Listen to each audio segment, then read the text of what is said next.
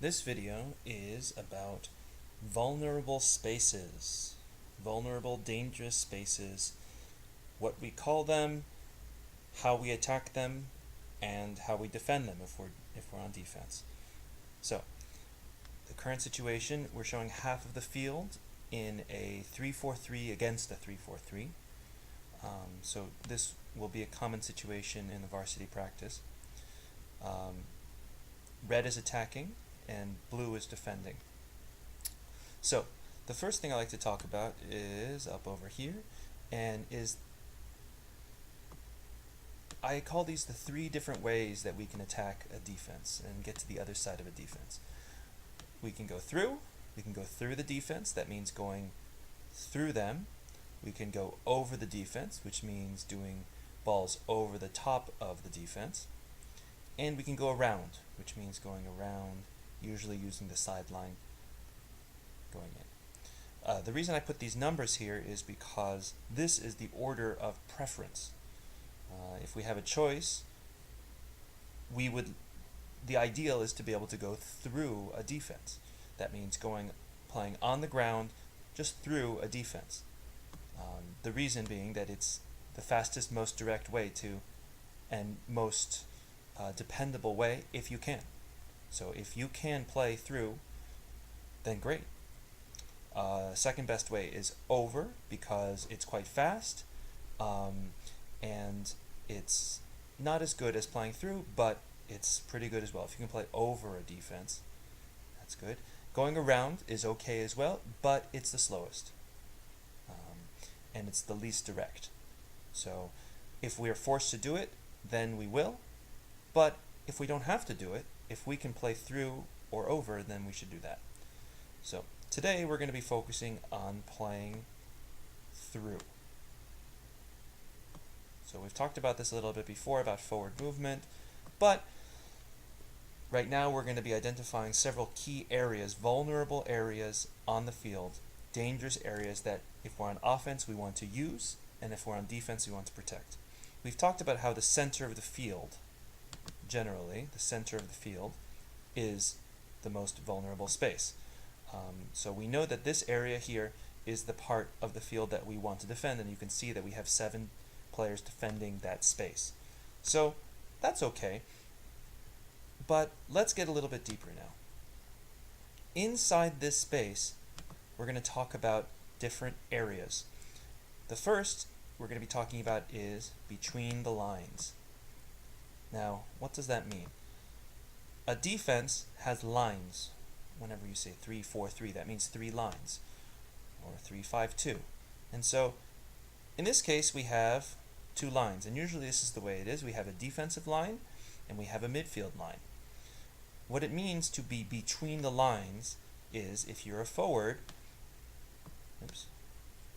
if you are a forward, then that means that you are not playing right up against the center back, not playing right against the center midfielder, but playing in this space here, between the lines.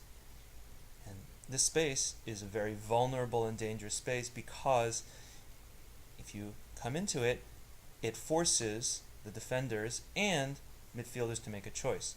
So if a forward drops into this between the lines right here, then they have 5 players around them that have to be looking at them and making decisions. The center back has to decide, am I going to go up here? Then I might leave space behind. Am I going to stay back? And then he can receive the ball and turn. Center midfielders are thinking, oh, what should I cover him? Should I go in front? What should I do?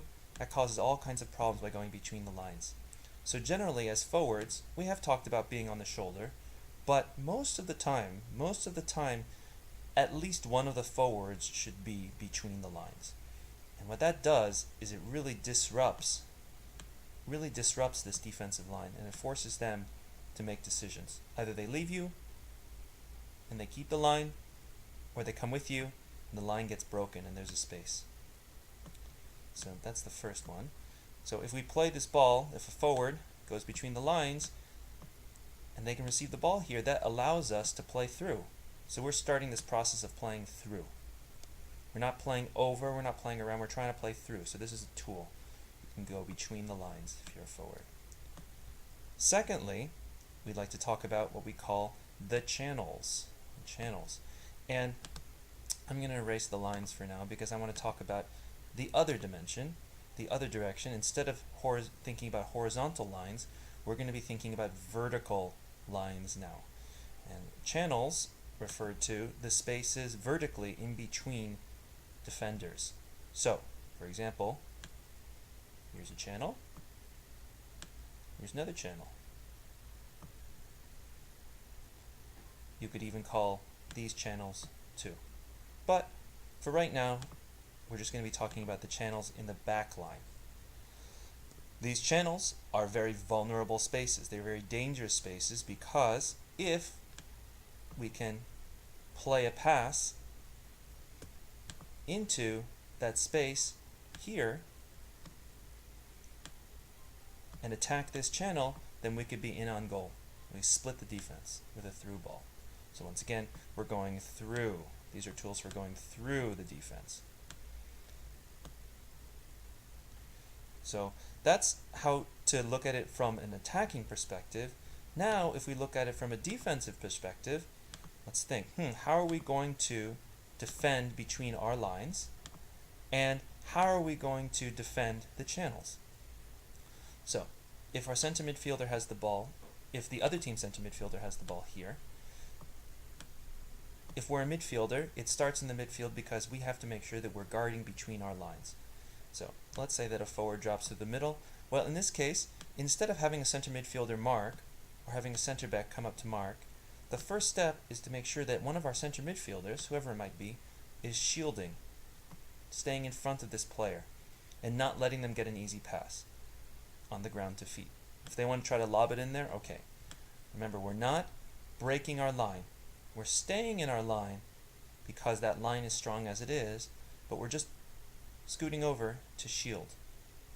We shouldn't have necessarily two players there. That's too much, because then we're opening up a different between the line type of pass. So this is called shielding. So when you hear people talk about center midfielders shielding the back line, well, this is what they're talking about. This is using their body as a shield to stop an easy pass coming in. Now, we don't necessarily want to have the center midfielder come out and pressure because that breaks our line and offers even more space. So, and likewise, we don't want to have our center midfielder drop back almost to the back line because that gives space for the center midfielders to move forward. So, if we're defending, we want to keep our line, but we want to scoot over. So, let's say that the ball gets played over here to the right midfielder. Well, then the left midfielder should be shielding to make sure that if this player tries to play between the lines, then they don't get an easy pass. If we get really close, or if we go like this, then they can play that easy pass in between our lines. So we want to keep the line, and as a defense, we want to scoot over. If the ball's on that side of the field, we want to move over. And this way we can hold our line and shield those passes and not let them play between the lines. Likewise, if a player is playing between the lines, it is possible for a left back or center back or right back to move up to cover them, but they have to be careful because as soon as they do that, that could leave space for a diagonal running behind, which we've talked about before. So it really starts with those midfielders shielding. Secondly, how are we going to defend our channels? Now, we've always talked about it with our defenders that when they're defending, they should not be open wide. And now we see why. Those channels become much bigger the wider our back line is.